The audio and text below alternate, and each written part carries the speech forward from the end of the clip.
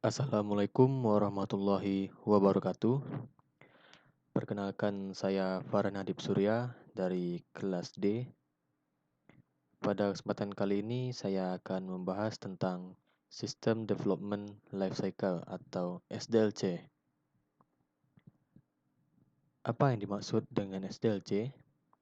SDLC adalah kependekan dari System Development Lifecycle atau dalam bahasa Indonesia disebut siklus hidup pengembangan sistem.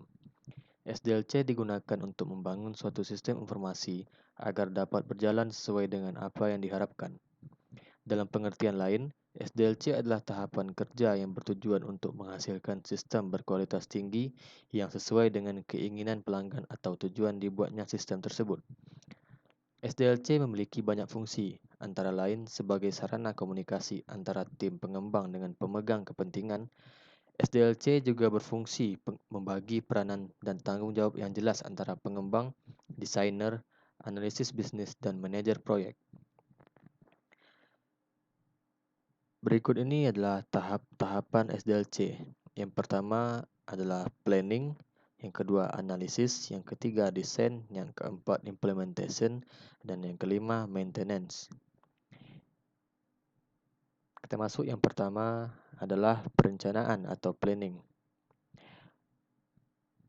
Pada tahap ini yang dilakukan adalah membuat perencanaan terhadap pekerjaan dan berkas perencanaan yang lainnya, menyediakan dasar untuk mendapatkan sumber daya atau resource yang dibutuhkan untuk memperoleh solusi.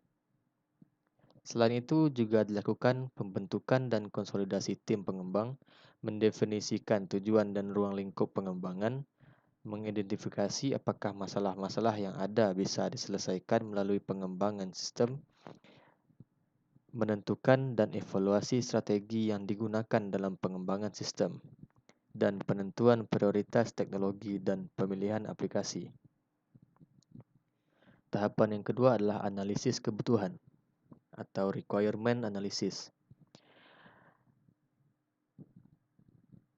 Pada tahap ini dilakukan adalah analisa terhadap kebutuhan pengguna sistem perangkat lunak atau user dan mengembangkan kebutuhan user, membuat dokumen kebutuhan fungsional. Selain itu juga dilakukan studi literatur terhadap di mana brainstorming dalam tim pengembang mengenai kasus mana yang paling tepat dimodelkan dengan sistem, mengklasifikasikan masalah, peluang, dan solusi yang mungkin diterapkan untuk kasus tersebut. Analisa kebutuhan pada sistem dan membuat batasan sistem, kemudian mendefinisikan kebutuhan sistem. Tahapan yang ketiga adalah desain. Pada tahap ini, yang dilakukan adalah mentransformasikan kebutuhan secara terinci. Sistem desain fokus pada bagaimana dapat memenuhi fungsi-fungsi yang dibutuhkan oleh sistem. Selain itu juga dilakukan analisa interaksi objek dan fungsi pada sistem. Kemudian analisa dan data dan membuat skema database, merancang user interface. Kemudian tahapan yang keempat adalah implementasi atau implementation. Pada tahapan ini termasuk pada persiapan implementasi, pelaksanaan perangkat lunak pada area produksi atau area pada user, dan menjalankan resolusi dari problem yang terdeteksi dari tahap integrasi dan pengujian. Selain itu juga dilakukan pembuatan database sesuai skema rancangan, pembuatan aplikasi berdasarkan desain sistem, pengujian dan perbaikan aplikasi atau debugging. Kemudian tahapan yang kelima adalah pemeliharaan atau maintenance. Pada tahapan ini menjelaskan tentang pekerjaan untuk menjalankan dan memaintenance sistem informasi pada area produksi atau lingkungan pada user, termasuk implementasi akhir dan masuk pada proses peninjauan. Metode-metode pada SDLC. Yang pertama, metode waterfall, prototype, RAD atau Rapid Application Development. Yang pertama kita masuk pada metode waterfall. Metode waterfall dikenal sebagai metode tradisional yang kini dianggap sudah kuno dan tidak fleksibel. Namun, kita perlu belajar banyak dari metode ini merupakan dasar dari metode-metode baru yang muncul kemudian. Metode waterfall pertama kali dibuat pada tahun 1970 dan banyak digunakan. Jika menggunakan metode ini, kita membutuhkan banyak dokumentasi serta struktur di awal pembuatan. Prosesnya dibagi dalam beberapa langkah dan tahapan yang mandiri. Tahap pertama merupakan tahapan yang sangat penting. Akan tetapi, metode ini kurang fleksibel. Keuntungan dari metode waterfall. Yang pertama adalah kualitas dari sistem lebih baik. Ini dikarenakan oleh pelaksanaannya secara bertahap, sehingga tidak terfokus pada tahapan tertentu. Selanjutnya, dokumen pengembangan sistem sangat terorganisir, karena setiap fase harus terselesaikan dengan lengkap sebelum melangkah ke fase berikutnya. Jadi, setiap fase atau tahapan akan mempunyai dokumen tertentu. Kemudian, metode ini masih lebih baik digunakan walaupun sudah tergolong kuno daripada menggunakan pendekatan asal-asalan. Selain itu, metode ini juga masih masuk akal jika kebutuhan sudah diketahui dengan baik. Kekurangan dari model waterfall. Yang pertama, diperlukan manajemen yang baik karena proses pengembangan tidak dapat dilakukan secara berulang sebelum terjadinya suatu produk. Kesalahan kecil akan menjadi masalah besar jika tidak diketahui sejak awal pengembangan yang berakibat pada tahapan selanjutnya. Pelanggan sulit menyatakan kebutuhan secara eksplisit sehingga tidak dapat mengakomodasi ketidakpastian pada saat awal pengembangan. Pelanggan harus sabar karena pembuatan perangkat lunak akan dimulai ketika tahap desain sudah selesai, sedangkan pada tahap sebelum desain bisa memakan waktu yang lama. Selanjutnya adalah metode prototype. Prototype adalah proses membangun sebuah sistem dalam sebuah model. Dalam pengertian sistem informasi, prototype digunakan untuk membantu sistem desain yang akan dibangun sistem informasi secara institusi dan mudah diubah untuk end user. Prototype merupakan bagian dari proses iteratif, fase analisa dari metodologi SDLC. Selanjutnya adalah metode RAD atau Rapid Application Development. Rapid Application Development atau RAD adalah strategi siklus hidup yang ditujukan untuk menyediakan pengembangan yang jauh lebih cepat dan mendapatkan hasil dengan kualitas yang lebih baik.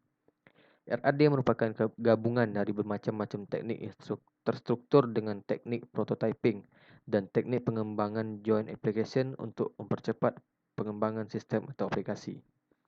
Dari definisi konsep RAD ini, dapat dilihat bahwa pengembangan aplikasi dengan menggunakan metode RAD ini dapat dilakukan dalam waktu yang relatif lebih cepat.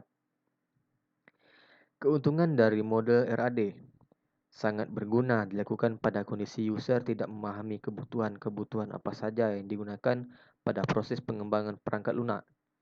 RAD mengikuti tahapan pengembangan sistem seperti umumnya, tetapi mempunyai kemampuan untuk menggunakan kembali komponen yang ada atau reusable object, sehingga pengembangan tidak perlu membuat dari awal lagi dan waktu lebih singkat berkisar antara 60 sampai 90 hari. Karena mempunyai kemampuan untuk menggunakan komponen yang sudah ada dan waktu yang lebih singkat, maka membuat biaya menjadi lebih rendah dalam menggunakan RAD. Kekurangan dari model RAD. Untuk proyek dengan skala besar, RAD membutuhkan sumber daya manusia yang cukup untuk membentuk sejumlah tim RAD. RAD membutuhkan pengembangan dan pemakai yang mempunyai komitmen untuk melaksanakan aktivitas melengkapi sistem dalam kerangka waktu yang singkat. Akan menimbulkan masalah jika sistem tidak dapat dibuat secara modular. RAD tidak cocok digunakan untuk sistem yang mempunyai risiko teknik yang tinggi. Kemudian, proyek akan menemukan kendala bila tim pengembang gagal menentukan pemodel data atau kesulitan integrasi sistem. Kemudian ada juga model pengembangan lainnya, yaitu model Agile. Model ini merupakan model pengembangan jangka pendek yang merupakan adaptasi cepat dan pengembangan terhadap perubahan dalam bentuk apapun. Dalam model ini, terdapat beberapa poin penting, di antaranya sebagai berikut. Interaksi antar personal lebih penting daripada proses dan alat. Software yang berfungsi lebih penting daripada dokumentasi yang lengkap. Kolaborasi dengan klien lebih penting daripada negosiasi kontrak. Sikap tanggap lebih penting daripada mengikuti rencana atau plan. Selanjutnya ada model spiral. Model ini mengadaptasi dua model perangkat lunak yang ada, yaitu model prototyping dengan pengulangannya dan model waterfall dengan pengendalian dan sistematikanya. Model ini dikenal dengan sebutan spiral Bohr. Pengembang dalam model ini memadupadankan beberapa model umum tersebut untuk menghasilkan produk khusus atau untuk menjawab persoalan-persoalan tertentu selama proses pengerjaan proyek. Selanjutnya adalah model incremental. Model incremental merupakan hasil kombinasi elemen-elemen dari model waterfall yang diaplikasikan secara berulang, atau bisa disebut gabungan dari model linear sequential atau waterfall dengan model prototype. Elemen-elemen tersebut dikerjakan hingga menghasilkan produk dengan spesifikasi tertentu. Kemudian, proses dimulai dari awal kembali hingga muncul hasil yang spesifikasinya lebih lengkap dari sebelumnya dan tentunya memenuhi kebutuhan pemakai. Model ini berfokus pada penyampaian produk operasional dalam setiap pertambahannya. Pertambahan awal ada di versi strip down dari produk akhir, tetapi memberikan kemampuan untuk melayani pemakai dan juga menyediakan platform untuk evaluasi oleh pemakai. Model ini cocok dipakai untuk proyek kecil dengan anggota tim yang sedikit dan ketersediaan waktu yang terbatas. Baik, sekian pembahasan dari saya. Terima kasih atas perhatiannya. Mohon maaf apabila terdapat banyak kesalahan. Saya akhiri. Assalamualaikum warahmatullahi wabarakatuh.